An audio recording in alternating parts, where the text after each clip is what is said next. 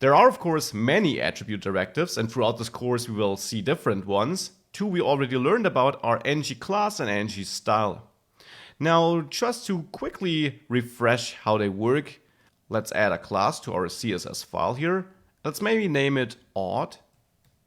And here I simply want to set the color to red. Now in my template, I want to assign this class if it is odd. So here, of course, I could always assign the class, since we already make sure that this list item list is only displayed if only odd is checked.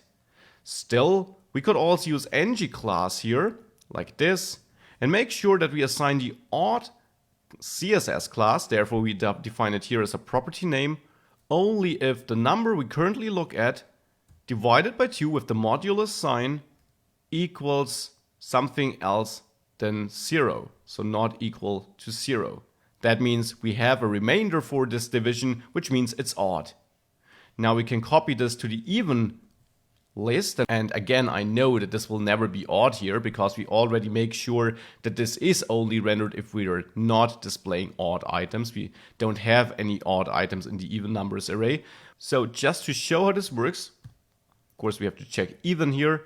Now you see even numbers are black, odd numbers are red. Again, not super surprising, but just a brief refresher on how ngClass worked.